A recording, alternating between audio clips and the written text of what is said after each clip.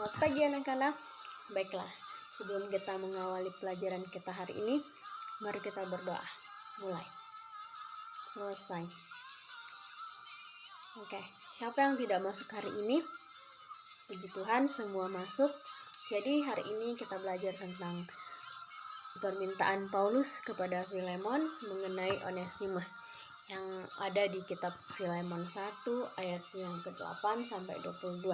Nah, di situ dimana Ibu mengambil poin pentingnya saja yang di dalam ini akan Ibu jelaskan lagi. Ya. Yang pertama, kebesaran hati seseorang terpancar dari cara ia memandang orang lain. Paulus dapat memerintah Filemon, namun justru ia meminta kepada Filemon. Di sini terlihat betapa Paulus respect terhadap Filemon.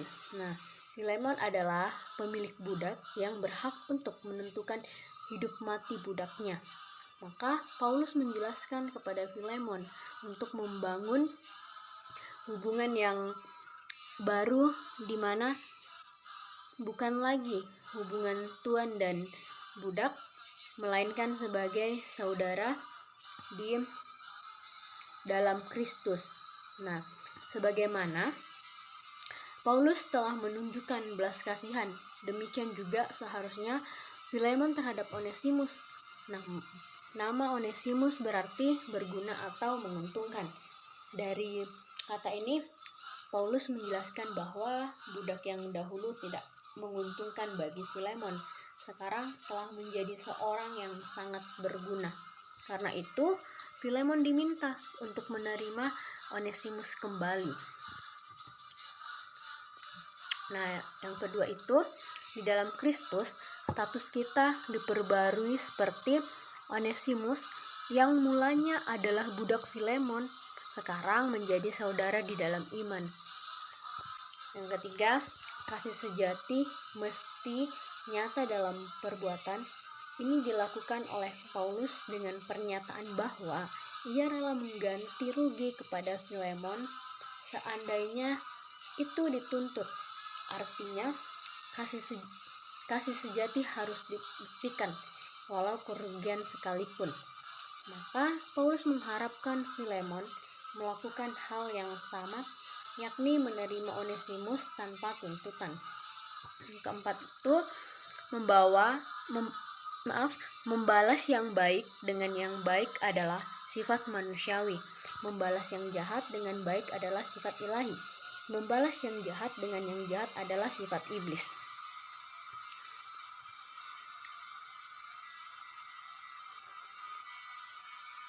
Nah, dalam lingkungan sosial, perbedaan strata sosial pasti ada. Entah yang tua dengan yang muda, senior, junior, bawahan, dan atasan. Namun, konsep Family Day mesti diunggulkan supaya kita menaruh hormat satu dengan yang lain.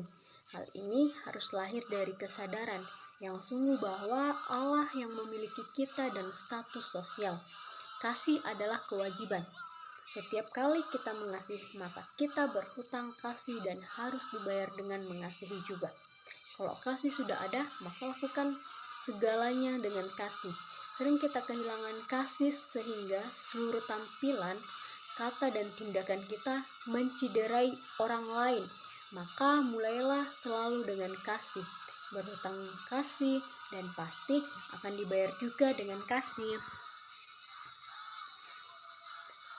Nah, selanjutnya yang kelima, kondisi hubungan antara Filemon dan Onesimus adalah kondisi hubungan yang sering terjadi di antara kita. Paulus berani memberi rekomendasi yang baik karena ia yakin bahwa Onesimus telah mengalami pertobatan yang sungguh setelah melewati pastoral yang intens. Nah, seperti itu juga dalam kehidupan kita sehari-hari biasanya ya. Jadi perubahan tidak tergantung pada yang memberi pastoral, tapi yang menerima pastoral. Maka melakukan pastoral adalah tanggung jawab setiap orang percaya. Namun, apabila yang menerima pastoral mengabaikannya, itu menjadi tanggung jawabnya sendiri. Yang keenam, dalam hal relasi, Paulus telah memiliki relasi yang baik, entah dengan Onesimus maupun Filemon. Ia mengenal dengan baik Filemon maupun Onesimus, dan Roh Kudus bekerja di dalam relasi itu. Untuk memiliki relasi yang baik, diperlukan kerendahan hati sebagai kunci dalam mempertahankan relasi. Orang yang merasa lebih dari orang lain biasanya ia sadar memiliki kekurangan, tapi supaya orang tahu ia punya kelebihan, maka ia berusaha supaya bisa terlihat lebih. Selain itu diperlukan ketulusan. Kadang kita tidak tulus di dalam membangun relasi. Seorang pejabat akan kita panggil bapak, sementara penjual sayur kita panggil sayur. Kalau relasi rusak dan soalnya karena kita, maka sebaiknya kembali kepada asal dan membangun relasi. Masalah ada di dalam diri Onesimus. Karena itu, maka Paulus menganjurkannya untuk kembali kepada Filemon supaya membangun kembali relasi. Yang ketujuh, Paulus mengajar kita mengenai praktek pastoral. Pertama, kepada Filemon, dan kedua kepada Onesimus. Pastoral itu tidak dimaksudkan untuk menyetir orang agar menyelesaikan soal dengan memberikan ruang untuk menyelesaikan soal sendiri. Sebagai seorang pastoral, kita mesti memberikan waktu untuk menemukan sendiri masalah mereka. Yang kedelapan, teladan dari bacaan ini adalah kehadiran Paulus tidak memperparah hubungan antara Onesimus dan Filemon. Seringkali banyak masalah yang berlanjut karena kehadiran kita justru memperparah persoalan. Nah, materi kita hari ini sampai di sini. Semoga dapat bermanfaat buat kita semua. Mungkin ada yang ingin bertanya, Ibu silakan. Ya, jika tidak ada, mari kita akhiri pelajaran kita hari ini. Namun sebelumnya kita berdoa. Mulai. Selesai. Sampai bertemu minggu yang akan datang. Tuhan Yesus memberkati.